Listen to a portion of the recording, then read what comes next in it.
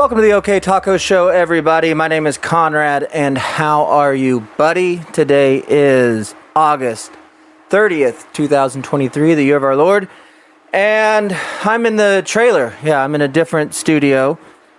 I've kicked myself out of OK Taco Studios and pushed myself into this 1977 Airstream trailer.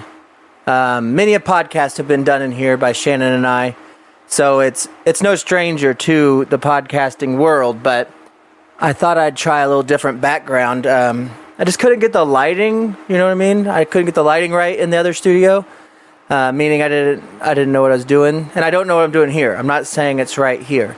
Just saying that sometimes if you don't know what you're doing, the best thing to do is just keep trying different things until one of them works, or one of them, at least, even if it's not working, it feels right. So that's what we're attempting here. Also, we're on Facebook Live, possibly. If that's not working, ignore what I'm about to say. But if it is working, thanks for watching on Facebook Live. We've done Facebook Live. I tried Twitter Live a couple of weeks ago because supposedly Elon Musk has, it's just video. We all act like we've reinvented something. He's like, you got to check out the new features on Twitter for video. And then I see it and it's like, oh, you mean just watching people's videos? Great. Yeah, it's terrific. This is revolutionary. And YouTube, obviously, we're there. You try to put your crap all these places, and eventually you just have a little bit of crap in a bunch of different places. And that's not the right thing to do, I don't think. I think it makes you available everywhere, but it also limits you because you just aren't pushing one thing and you're not growing one thing, maybe. I don't know. So anyways, we're going to try Facebook. We're going to stick with the OK Taco Show, and we're just going to kind of go from there. And I'd like to start doing it live on Wednesdays again. Our show previous had always been live on Wednesdays. I don't know what it is about. Maybe it's that it's the middle of the week. Maybe it's that, I don't know. But it feels right.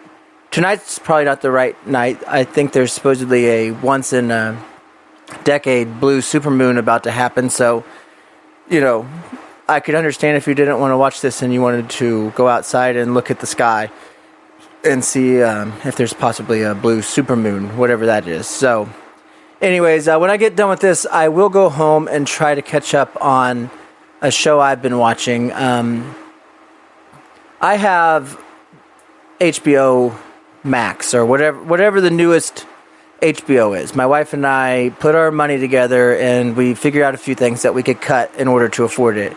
So we started obviously with children's clothing, any kind of goodies for children. We cut any kind of expenses that we'd have that would enrich the lives of our children, and we selfishly purchased on a monthly basis HBO Max with ads, but still, it was a major purchase in our family. And with that subscription, we are able to watch all that HBO and its corporate overlords, all that they've purchased in the rights of media, and we have access to all of these things. So there's frickin' AMC shows, there's frickin' Chip and Joanne Gaines shows.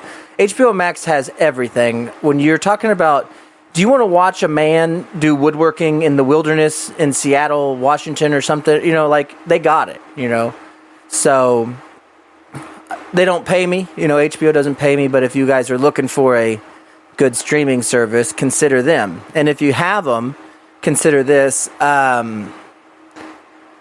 There's a show on there called His Dark Materials that apparently is based on a book, a controversial book series that had come out, I guess, maybe in the early 2000s. My wife has read the series and enjoyed the book, but also was aware of the controversy that it brings. And what's so funny is I don't know if there's a controversy about the book or the series, or if what the book and the series talk about in it is just controversial to an establishment anyways, if that makes sense. It's like, because what this show is about is that there are different realms that humanity exists in, and some of those realms have, you just have a different experience if you live within the realm. So like we would have the realm that we live in here in Davenport on Route 66 in a taco shop. That's my little realm. And, most people fit in with that realm. But what this was saying is like simultaneously as that is going on, there's another realm where people have little pets that stand by them. They're little spirit animals that stay with them. And that represents their soul. And it's actually like in their real life, they have freaking, Wolverines and crap that are running next to them. And so that's happening simultaneously. And then in addition to that, there's the realm of heaven. There's another world where it's still more medieval or whatever. I don't know what the right word. In the industrial or the early industrial age. So there was like a few gadgets and contraptions, but it wasn't modern. But anyways, there's these multiple worlds going around, and then this book is about a girl who supposedly represents Eve. She's like a rebirth of Eve from the story of Adam and Eve, and she's the prophecy, and she's going to work her way through these different worlds in this different level on a righteous quest, basically, and then all these different powers from these different worlds are either battling for her or against her because the implications of her journey affect that entire universe. So it's an interesting series because it doesn't just talk about those things. You can also parallel the story with just a coming of age story. Like a girl that's coming of age and, finding her first love and all this other stuff and escaping her childhood and turning into a woman. All that stuff is part of the story too. So it's like, is what they're showing actually happening in these worlds, or is it a representation of what happens to families and individuals when transition and change happens? So I'm not sure. After watching it. And I'm also not sure if somebody's going to break into this Airstream right now and frickin' manhandle me around here. You know what I mean? Because I'm getting out. It's late in Davenport. You turn off the damn street lights in Davenport, buddy. That's what happens. And I don't want to really dive into this too much, but where are we at? And it's off topic. Anyways, His Dark Materials is a good series. You guys consider it, what else are you watching? Freaking Yellowstone is over, okay? I think Clint Eastwood, recently there was a story that Clint Eastwood got into a bar fight with Kevin Costner. And they fought, it wasn't to the death, but it was to paralyzation, okay? And Kevin Costner, you guys know him as Mr. Dutton, he tried to think that because of Yellowstone, he could approach Clint Eastwood. Maybe you guys not remember Dirty Harry. Maybe you don't. Maybe you don't remember frickin' Dirty frickin' Harry, okay? So Kevin Costner got his ass whooped, and that's why Tim McGraw and Faith Hill had to, song and dance their way into 1883. And now I'm hearing rumor that, hey dude, Matthew McConaughey, hey dude, he's thinking about getting into that game. So the country, it's like, is Yellowstone just the new Marvel? Is it like as the age of people, in their mid to late 20s and then into their mid to late 30s, as they enjoyed the Marvel series and the, 20-year odyssey that major motion pictures took us on throughout this frickin' comic book world and realm, has that transitioned now that these gentlemen are getting into their 40s and 50s?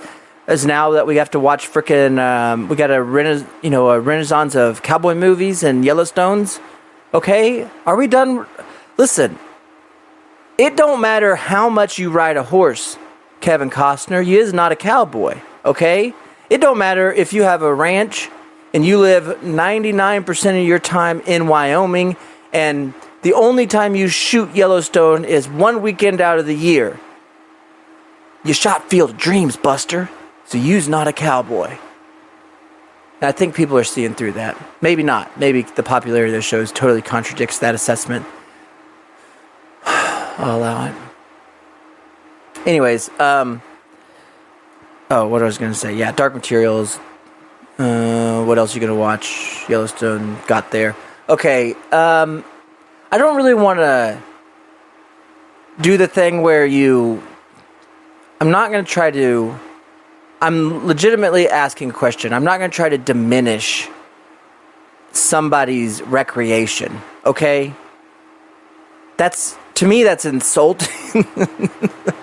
I love it when people take this huge stance. Every asshole, To me, that's insulting, and I would never do that, okay? I would never say that.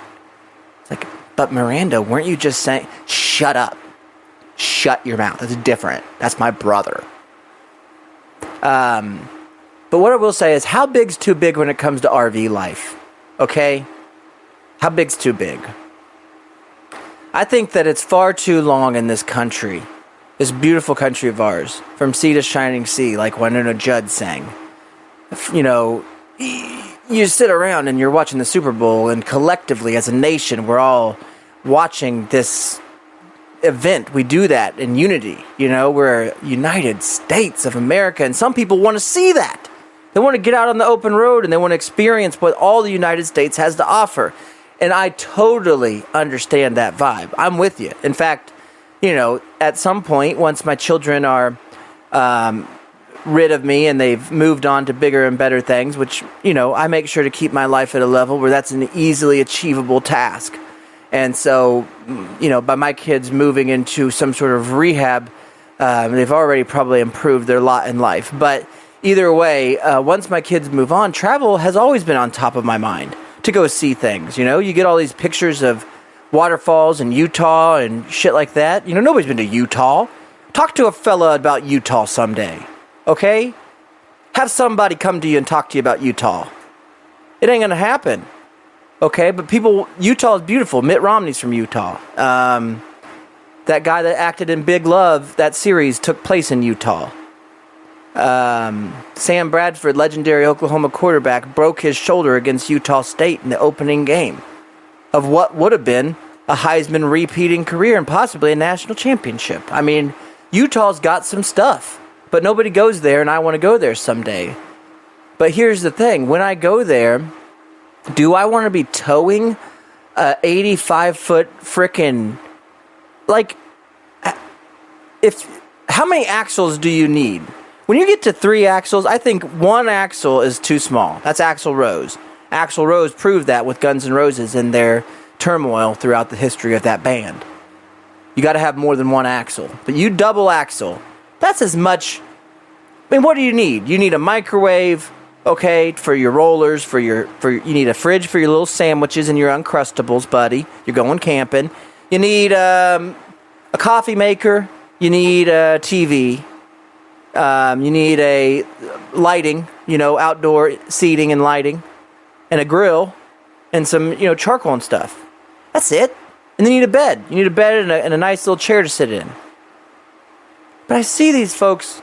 they got their 3500 HDs, their Power Strokes, frickin', you got a damn 5th wheel gooseneck going on with a sleeper cab over top, and then we got a frickin' 6-bedroom, trifold Cougar. It's a Cougar. It's a 2018 75-foot Cougar. What? The point of to me... it needs to be comfortable. I do understand that you don't want to go spend a week just being uncomfortable and miserable. Because it's not like... I think that as we've made our homes and our domiciles, our normal houses, that's just another word for house, domicile is. As we've made our homes and stuff more luxurious, more comfortable, and also familiar. It's all the way we like it. And as that happens... when you go on vacation, even if everything's nicer, you feel uncomfortable. I think that's the appeal of RV life. But I think that there should be, you shouldn't be in an RV and think it's better than your house. You know what I mean? I think that you should, even if you can afford it, even if money is no option, or you just got a friend of yours, you got an uncle that owes you a favor, and he owns an RV house place. that, he owns an RV tree that grows RVs or whatever. You can go pick whatever RV you want off that RV bush there, Bobby. Thanks, Uncle Joey. Even if you go pick whatever you want, so it doesn't matter. You got to keep it a little bit less than your house. And so if you live in a tent or you live in a cardboard box, you're not going to get a very nice RV.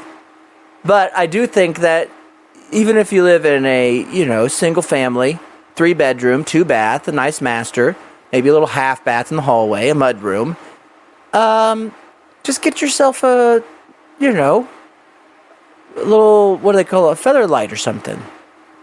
Nice bed. Get a Tempur-Pedic. Spend the money on the mattress. Dave Ramsey, Jalen's dad, Dave Ramsey always said, spend the money on the mattress, So do that. Anyways, I shouldn't even say anything. I'm sitting in a 31. I've got 62 foot of trailer at this corner on Route 66 at a taco shop in Davenport. Nobody knows what I'm doing. Everybody thinks I'm fucking crazy. I don't know if anybody likes the food. It's a cycle. People come and go. You get people that are hot on you for weeks at a time, months at a time. Then it's like, what happened? You think that maybe they got hit by an illness or something, died, took off, or whatever. And you never know. And a lot of times that is what happened. Or they just don't like you. You sit there and experience all this self-doubt all day. Does everybody hate me? And then when it's too much, what the heck? So, anyways, to add to that feeling, to add to that mystery, like I told you on the last show, I dragged a replica of the trailer I sit in right now, a 77 Airstream Excella 500, and I parked it right here next to me, next to this other trailer. You can't see it, but I guess it's right outside. And, that's the next plan. So I started on that this week. I got one half of it first clean. Sometimes I feel like a Airstream dentist. You know what I mean? Like, I get crawling all over this big old silver tooth. And I'm looking at the edges and the cracks and where I can put in some enamel and stuff like that. And anyways, I'm really happy with the first wash. And I guess the part that's holding me back, if there is a part that's holding me back, is just trying to keep myself... I'm trying to figure out what kind of schedule I want to keep when it comes to... I'm trying to consciously be aware of that. Because I have a very negative... Well, I don't know. I have the tendency that, if left unchecked, can become a very negative thing, to just really put my head down and not look up for a while when it comes to working. And I don't want to dive into the new Airstream project in that same fervor. Even though,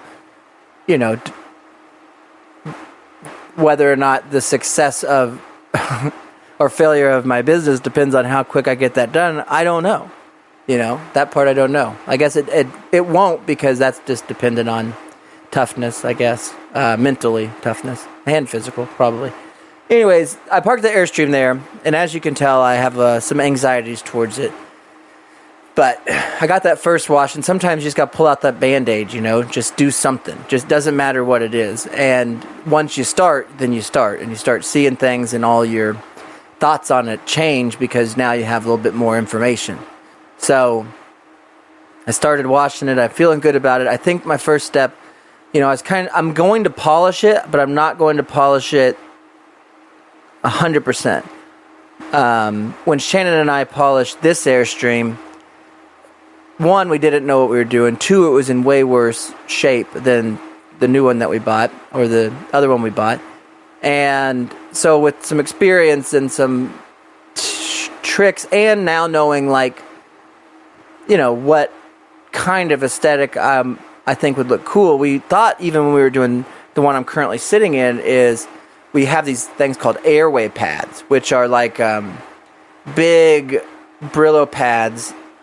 Well, that's exactly what they are. They're freaking big Brillo pads. But they're not circular, you use the edge of them. It spins around like a big grinder wheel, and you use the edge of these airway pads, and it causes it to scratch the aluminum. And it's what I did on the inside of this trailer. Once Shannon and I pulled off all the vinyl, so I think on this new trailer, I'm gonna go across the top and across the middle with that airway. So it'll kind of look like a dull, or a, what do they call that? An unfinished aluminum look, or not unfinished, they call it something. But, and then polished on the sides up to it. So it will almost have like that old Volkswagen Bug look, like the bus, where it has that top white part that kind of comes down, and then the front and back are got the triangles where the paint meets a different color. So anyways, that's where I'm leaning towards the polishing. And I don't know if it's an effort to get out of polishing like the roof and stuff. I mean, I still have to airway it, but that's a one step process rather than the polishing thing, which is just, and really the thing I would probably just start on that, but it turns you into the Tin Man, all that aluminum just blows onto your face. And even if you wear like a hockey mask or a damn, beekeeper suit or something, you just get covered in this metal shavings and filth, and it gets everywhere. And I don't really, although, once I'm comfortable enough to where I guess I don't think people care how I look, I don't really care if I'm covered, on my face and arms. I'll wash my hands and put my gloves on and wash them and stuff. And then, I'd serve tacos covered completely in the Tin Man thing. But I just am afraid people would be, like, off-put by it that don't know me. So that's kind of what's keeping me back from it. But I got to get started. And I'm trying to think of how I want to do it. How do I... I don't know if you guys do this where, you only are allotted, you've only got your time, your day, your hours in your day, and when you've got them full, you just got to realize which part you're going to sacrifice in order to do something. And so are you going to sacrifice your evening one night to do your podcast because you don't like doing it during like normal business hours, because when people walk in, you want to be able to serve them and you want to be in front of them? Like, that's what I feel like with this podcast. So I have to figure out what night of the week I want to do this consistently, and then just do it on that night at the same time. And I think that's what I want to do, is do it on Wednesday nights after work. So around 8 o'clock. It's more, that, if anything can be comfortable and familiar, at least I can replicate that. All the other guys are gone. And so that moving forward without them and trying to figure out what to do without them sucks in a lot of ways, but it's also something I just got to do. So if I can keep familiar things with my schedule as I'm trying to schedule these, that's what I'm going to do. And so anyways, this show, the OK Taco Show, will be Wednesdays live on Facebook. And then if you want to subscribe to the show, you can always just visit OK Taco Club on Patreon, and that'll have the OK Taco Show and all the shows we do, and you can subscribe, and you can subscribe for free. I think moving forward, as this gets going, as this becomes consistent, as this becomes the way we're going to do it, if it works out, then I think we can start talking about what the club is actually going to start meaning. Meaning, like, I think I'm going to do the videos live, and it's free for everyone, but maybe put the paywall, if there is a paywall, behind a certain number of episodes in the past to entice somebody to want to support what, my family's trying to do here in Davenport with this podcast / taco shop venture.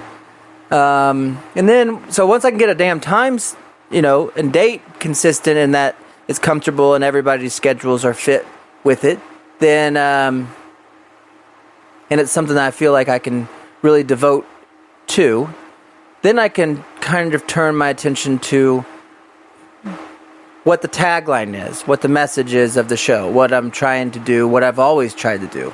And it is just a journal. It is just talking about what's going on in my life, the projects that we have going on, and whoever I'm around and whatever's going on. That's why oftentimes whoever's with me, I'll do a show with. I'm curious. I'm curious on anything that they have to say, but if they have nothing to say, then I'm curious on what they'd say about things that I have to say. So it's like an escape, you know? It's a thought experiment of just trying to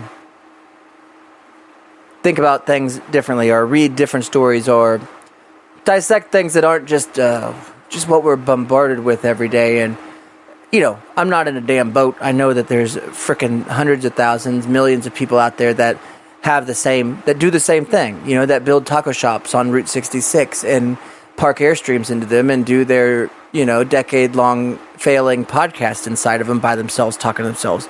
I get it. There's millions of us out there. But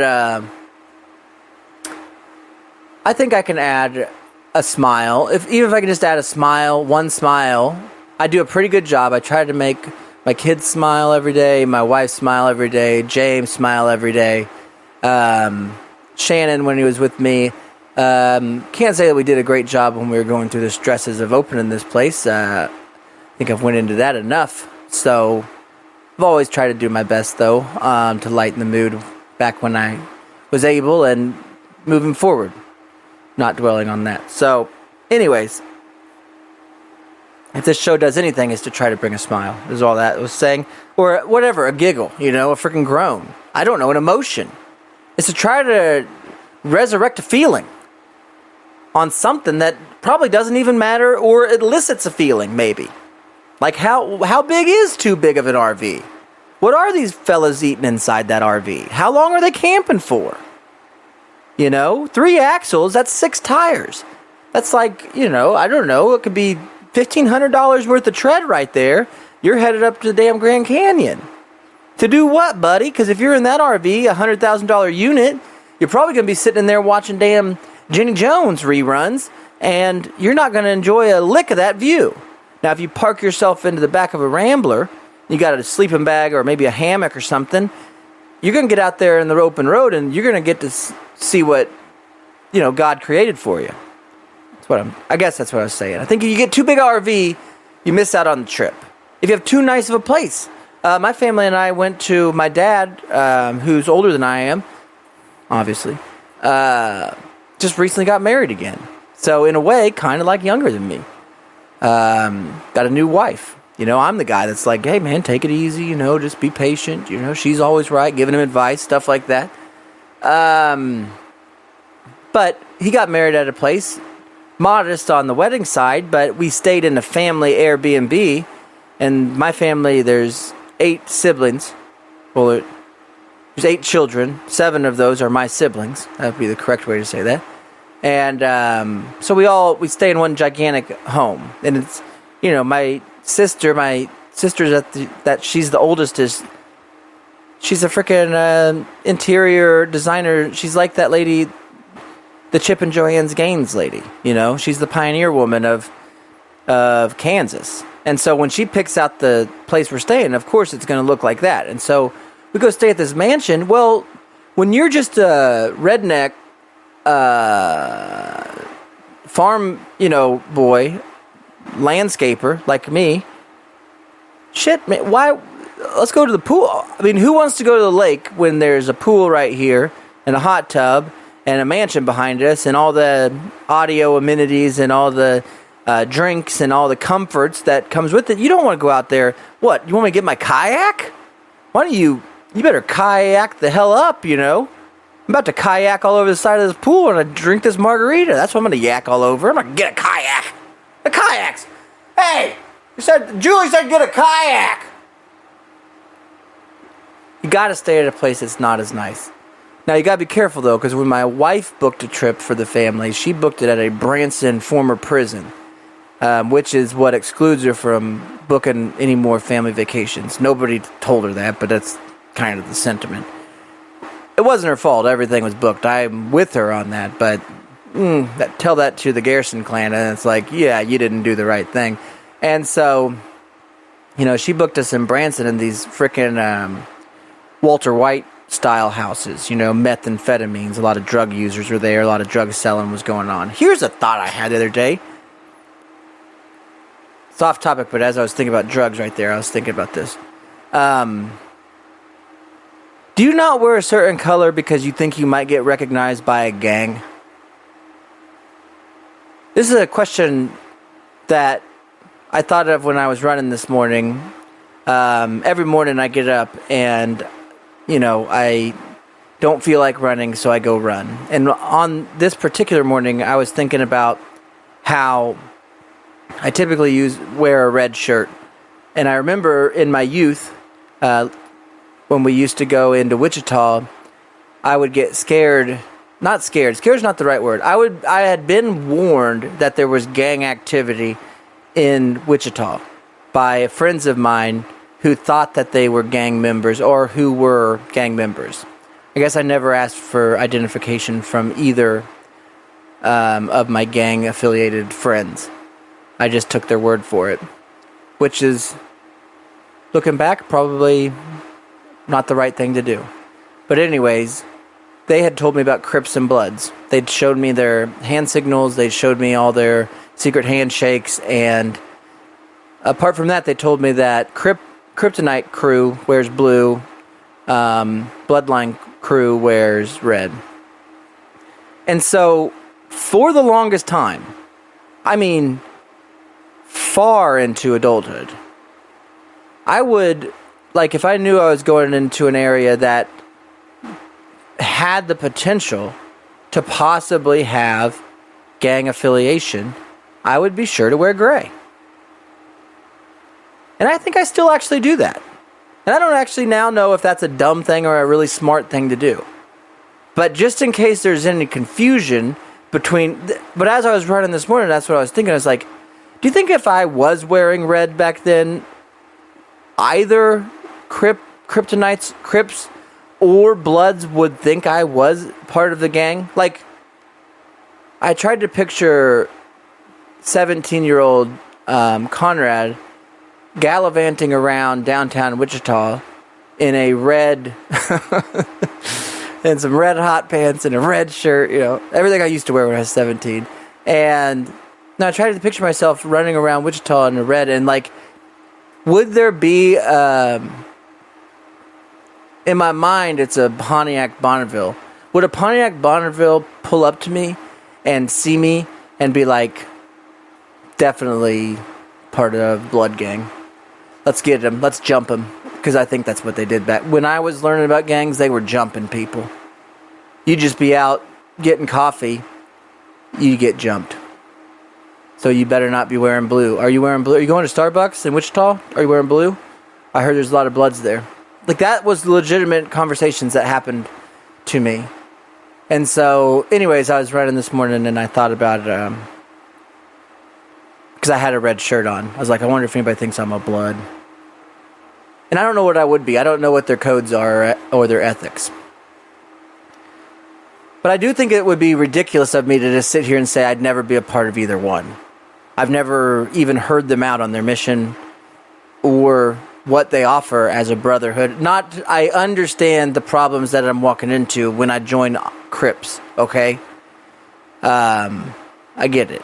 That there's been, in the past, activity that a lot of people probably wouldn't be proud of, okay? But I would like to hear it out, because you never know what happens, dude. You get that George Orwell, that 1984, that, what is that? Mad Max kind of movie thing, Waterworld stuff. You might have to crip up. You might have to blood up. I have more red than I do blue. Well, yeah, probably. In total, as a family, for sure, more red. So, anyways, that was the kind of house. That's a long way of saying my wife booked us in a drug-related area of Branson. It's kind of like where, you know how when you go watch Dolly World and you see all the song and dance people that are on stage doing the river dance, and but even you see them and they're all made up, but then behind them there's all the people that are holding all the ropes, the stage hands, and the people that aren't on stage but kind of there. They live over in what I call Drugville in Branson. Because you might be wondering, how does Dolly Parton pull a spectacle like this off? Easy. She finds people who are addicted to drugs, and she makes sure that there's drugs available in the area. She pays them just enough to keep them hooked, and she uses them as her curtain people and her lighting people. It's in the theater. It's frickin' theater secret, okay? But that's what it is. Anyways. You can't have too nice of an RV. Or you can have too nice of an RV. That was the whole point. Sorry. 6 tires is just... that's too many. I also wanted to talk about Mississippi a little bit on today's show, guys. I don't know much about the state. I've learned everything I know about Mississippi. It's up until the past 2 weeks, everything I knew about Mississippi was, number one, how to spell it. I learned that children's rhyme when I was very young. And I'm not proud. I'm not bragging about it. I'm just like, when I was younger, though, I bragged just shit about Mississippi. I mean, when I was younger, a teacher might say, does anybody know how to spell Mississippi? And boom, my hand would shoot the heck up. I knew that one. So, I still do. It stuck with me. But that's it. I knew how to spell it, and I knew that Brett Favre played for Southern Miss. Brett Favre is a quarterback. He was then drafted by the Atlanta Falcons, where he sat behind, I think, like a Trent Dilfer, some frickin' eunuch. And then moved his way up to Green Bay, where he was coached by, not Andy Reid, there's another, Mike McCarthy possibly was his coach the whole time, and won a couple Super Bowls, maybe went to 3, played against horse-faced John Elway. No offense to people who like John Elway or watching him eat corn. I'm fans of both, but anyways, hated Brett Favre for a long time, so I hated Mississippi. But then Brett Favre did something that I really liked, which is he said, I still want to play football. And the organization said, but you're old as crap, Brett Favre, and you're made of gray bones, and nobody cares that you want to play. We want to win, and you're too damn old, and you throw interceptions, and you stink. And Brett Favre said, all right then, see you later. And he wanted to go play for the Vikings. But the Vikings were an interdivisional rival. So they traded him to the New York Jets, where he played an entire season for the damn Jets. And then, what happens? Goes to the Vikings. Should have went to the Super Bowl if it wasn't for that cheater down in New Orleans.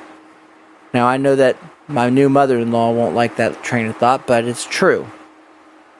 So anyways, once he played for the Vikings, and I had my team now, the Vikings. Brett Favre was my quarterback. He played for the love of the game, it felt like. And then he was done, finally. He figured out how to quit, and he finally did. And I knew Mississippi in my heart was fine. Mississippi was safe again. Brett Favre was coming home. And so at that moment when Brett Favre retired, in my mind, Mississippi also retired as a state and as people from there. Well, recently it was brought back to my attention that it still existed. One of my younger sisters is smitten by a Mississippian. And they're a very dangerous breed. You got to be careful when you get smitten by a Mississippian. But she's damn smitten. And so they're making plans. When you get to that, you're making plans is what's happening. And they're talking about all kinds of stuff, quitting jobs, moving in together, doing all this stuff. And all the while, when I'm overhearing this or in the room as it's going on, I'm thinking, what the heck's going on in Mississippi and what's going on with Brett Favre? You know, last I heard he got in trouble for building a volleyball gym with some stolen speech money. That sounds like Mississippi. That sounds like Brett. I thought everything was fine. All of a sudden, though, this little fellow walks into my life, you know, arm in arm with one of our little family treasures, and I got to find out what's up with Mississippi. So I do all the intel I can. You guys eat a lot of soup down there, stuff like that. Finding out about the wet meats and such, and what Mississippi has to offer. And I felt okay about it. I felt like, well, if this guy transitions out of Mississippi and then becomes an American, possibly he's salvageable. It's possible. He hasn't gone full New York Jet yet. But because I met a Mississippian and because I exchanged communication with a Mississippian, Facebook sent me a video of a news story that come out of Mississippi just recently of a man hitting another man with a shovel. Cops were contacted after this event that started by one man taking a 2x4 and hitting it against another man's head, splitting his head open and knocking him out. Whereas that man then got up, grabbed his crotch and said a bunch of bad things. Another man grabbed a shovel and hit the same 2x4 man again. It is a bad day when you get hit with a 2x4 in the face. No matter if it's by accident or by purpose. That's a bad day. But to prove the laws of attraction and that something was bound to hit you in your dumb head that day, a shovel reinforced the idea. So this fellow laid on the ground, and I'm hoping he's okay. Judging by the looks of it, it didn't seem like he'd be recovering for any kind of beauty pageant anytime soon. But anyways,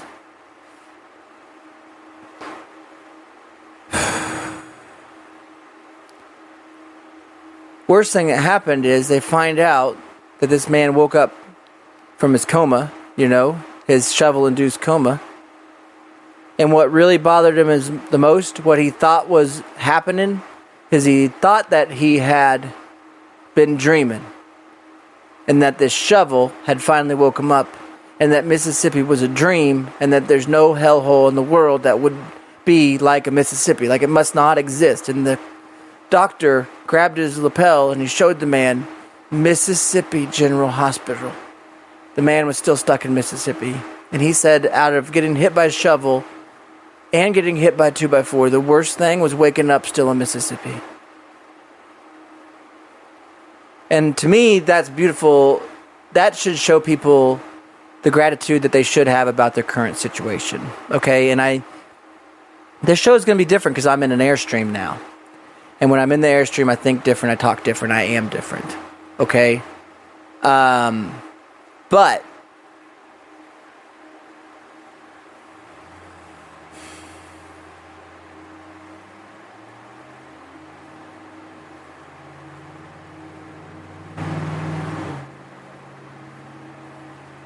one thing I know is if you think you got it bad, just remember somebody lives in Mississippi. Whatever you're doing now, you could be doing in Mississippi. Maybe you're garbage men. Imagine doing that in Mississippi. Whatever it is, that's what I'm saying.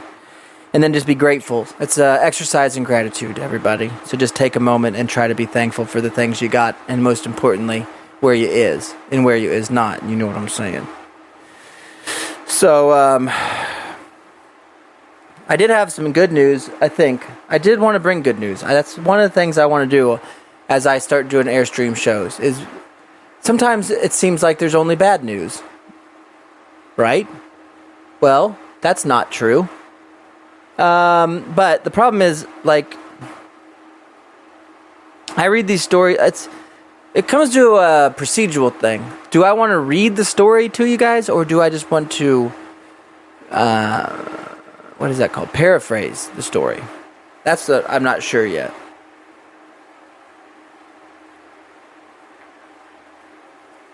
But this next story is pretty technical. I think I should read it to you. I'm pretty sure I pulled it here. I saved it.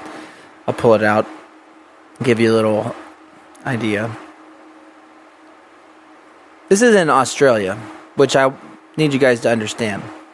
And remember, Australia, I don't think fully broke away from like the European Union to become its own thing, and completely, like the Articles of Australia or something, wasn't until like the mid-'80s. So they haven't been. Anyways, just keep that in mind. So, just like you, I was under the assumption that Australia, right now, at any given moment, if somebody's like, hey, what do you think they're doing in Australia? I always say eating cheese sticks and punching kangaroos. I like to imagine Australians in thick leather. I like to imagine them with bullwhips. I like to imagine snakeskin boots. I like to imagine riding pants on the women. And I like to imagine more steampunk era style architecture and automobiles. And I like to picture that as Australia. But after reading the story, they also have modern amenities in Australia. There is scientists and doctors and other professionals. So what I'm saying is, if you're like me and thought Australia was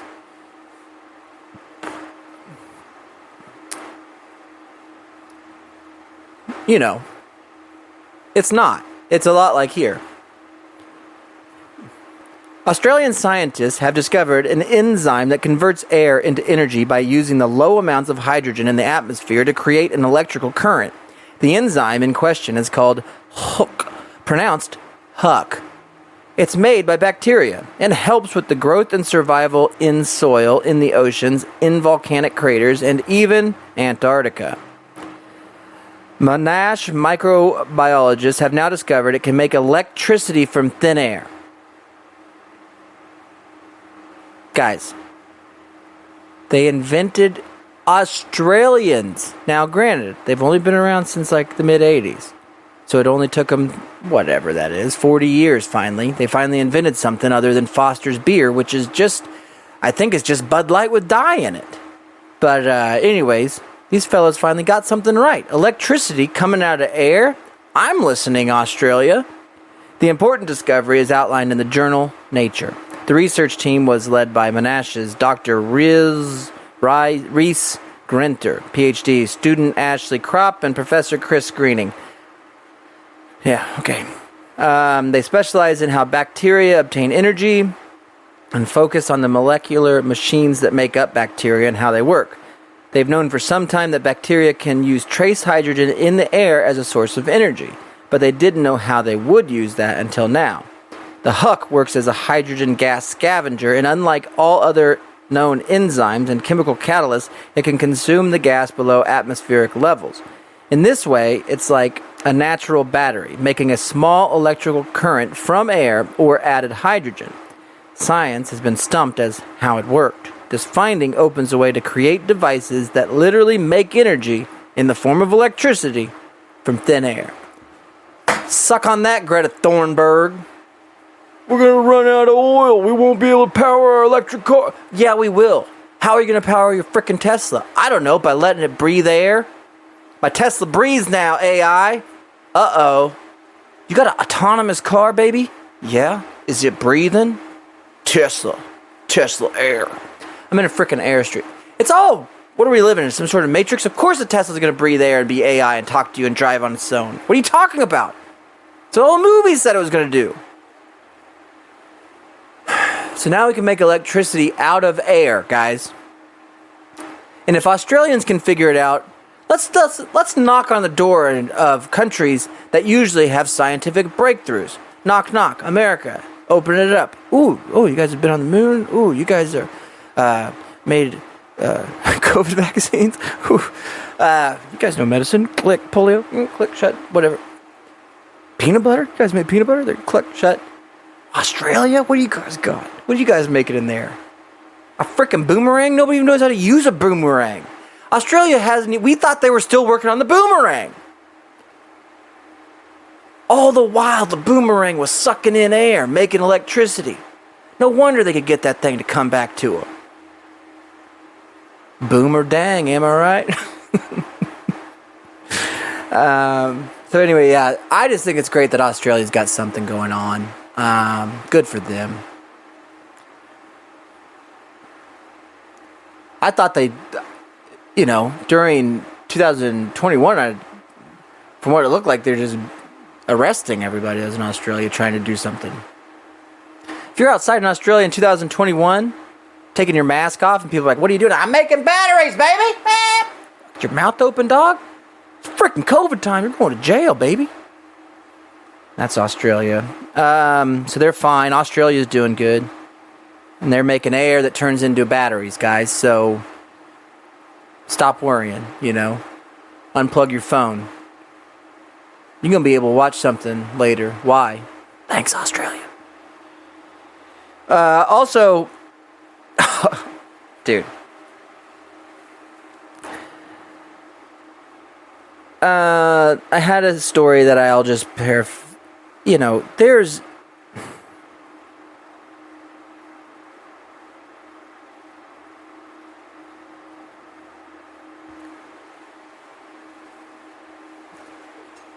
We're given, I don't know how people get money. Like, I've never known that. And there's many books, and there's many theories, and there's many approaches, and there's many sacrifices. All of those things, decisions that can put you on the right trajectory towards a greater possibility of maybe obtaining some sort of financial windfall or something, but never been money guy. So I don't know how these people can afford this kind of research, but there is a number of companies that are, I don't know what that was. There are a number of companies that are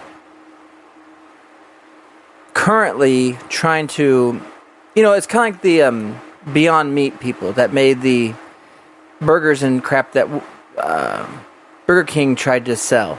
Remember when Burger King tried to tell you that you can come buy a hamburger that wasn't really a hamburger? And everybody's like, oh, what is it? But it bleeds?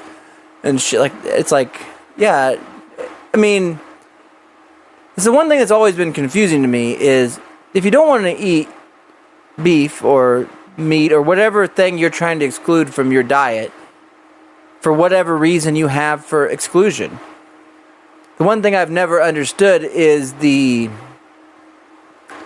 overwhelming urge for those people to then want to be able to fit in with the crowd that does eat that product. You know what I mean? Like, if you're going to be somebody that doesn't eat hamburgers, then who gives then don't eat a hamburger. I mean, why does the company need to make a non-hamburgered hamburger for you to feel like you can, like, are you wanting to hold the wrapper? Lil Wayne, or you want to hold the wrapper to make it look like you're eating an actual hamburger? We all see the wrapper says that it's Beyond Meat. We know that you're just eating a plant-based thing right now, and it's not real blood. We know it's beet juice or something. It's like chemical blood. And so I don't know if people thought it would be like cool. I don't know if it's healthier. I don't think that probably eating frickin' red meat for every meal and burgers is healthy, but I also don't know if eating in a chemically altered ingredients, like just a whole chemically altered patty made up in a lab, is healthy also, But I'd probably lean towards the devil, which is cow on that. If it is even cow at a Burger King, I don't know. Point being that even past the fast food realm, there's companies that are putting these kinds of products in our supermarkets, which is fine with me. I don't care. There's lots of products in the supermarket that I don't buy or care about or need because it doesn't involve me. So if there's a bunch of damn Beyond Beef logs laying there getting crusty, it don't bother me that they're there. That's their fight to try to manipulate sales in that way. But they're coming out with a 3D printed egg, man. Like, they already had the powdered eggs and stuff like that. I don't know if that is real egg. The crap you'd get in a chafing dish at like a hotel complimentary stay where there's some lady named Wanda, Are we out of eggs, Wanda? Hold on, sugar. If you want eggs, Wanda gonna be back in just a minute. Hey, Wanda! We need some eggs out here! The boy wants some eggs! But I don't know. They're talking about how, like, one of the things holding them up is that they're not getting the crack right. Not the drug, the crack of the egg. And it's like, it's not an egg. Stop trying to trick. Like, who is this to fool? Like, is it to fool people who want to start eating vegetarian? Is it like a candied cigarette? Is it a placebo trick on the brain? Like, how about this? If you don't want to eat a damn egg, then don't eat an egg. Just go eat a freaking piece of toast, or go suck on a Coke or whatever. There's already every alternative to not eating an egg. Like, you don't have to, if there was only eggs and beef available, then I would understand making veggie options of eggs and beef. But because we have something called vegetables, we shouldn't have to make vegetables look like beef or eggs. They don't. They aren't. You don't like beef or eggs, so just eat the vegetables. But we'll all look stupid eating a zucchini as you're eating an omelet. You're goddamn right you're going to look stupid eating a zucchini for breakfast. Nobody eats a zucchini at 7 a.m., stupid. You know? Now put your damn robe on, Father John. Let's get out there and eat. Frickin' vegetarian.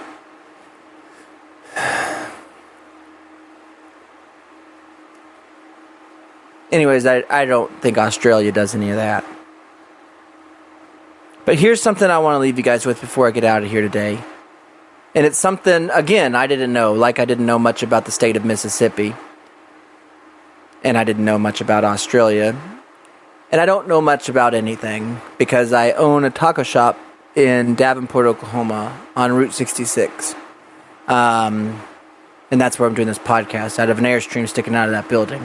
Thank you for listening live on Facebook, and thank you for subscribing to the Patreon and supporting the show and the efforts of our family. But that's on Patreon / OK Taco Club. Join the club. So, anyways, I'm looking for good news. I'm looking for good news stories, okay? And I find a few sites that have good news stories. And I read a good story about a little kid selling lemonade for Hawaii victims in Seattle. And that was a beautiful story. Made like $17,000 for displaced families in the wildfires in Hawaii. And it's like, those are good stories. And I'll bring those to you. And I'll share you stories about 3D eggs is a good story. Australia inventing electricity out of air, good story. Guy getting hit with a shovel in Mississippi. I'm thinking that's a good story, buddy. If we can get rid of Mississippians, we've done it. But best story of the day, story of the week on this 30th of August 2023 is this. Did you know that the animal, the ferret, that there is a national ferret school where people who have trained and studied and read and learned and cared for and instructed and tried experiments on and raised ferrets are teaching ferrets and teaching people how to interact with the ferrets to use them as tools. Did you know that people were using ferrets like in wars, and people were using ferrets like in building, like as a construction ferret, like with a little construction ferret hard hat on? And these little fellas will like tie a piece of 10 gauge wire to or something and have them run through the walls and fight rats and pull this electricity out the other side. They're training ferrets at a National Ferret Institute. You know how when you grow up and you know, no offense to my parents, but when your parents are doing their best and they don't know too much, how I can't get mad at my mom and dad now for not knowing there's a National Ferret Institute. So the reason this is the most important school or story and school, but story of the day is that. So if you have children who are aimless, if you have people in your life who don't know if they're happy with things that they got going on, you know, there's a lot of people out there, myself included, everybody can fall victim to, am I doing the right thing? What's going on? What's going on with the world? All these things are happening, you know, is this going to work out? I don't know. Should I have done that? Is this the right thing to do? Blah, blah, blah. All everyone is saying is the same thing over and over. And the person they're saying that to, they should turn around and they should let them finish. And they said, man, it sounds like you got a lot going on. It's unbelievable. And I'm praying for you and I hope you get through it. But did you know there is a National Ferret Institute? It's in the UK. That means United Kingdom. Anyways, if you go over there, you can raise or learn to be around trained ferrets. So if things are getting kind of bad for you here, and you're looking for an alternative or a new way of life, possibly the reason you were not happy is that you weren't aware that already in this world a National Ferret Institute exists where ferrets are currently being trained for incredible tasks. So if you get down or sad or something or feel like there's no hope, just think about that. UK is a beautiful country. It's no America. That's why we left, but it's got its good stuff, I hear. It's grass and Paul McCartney. So think about it.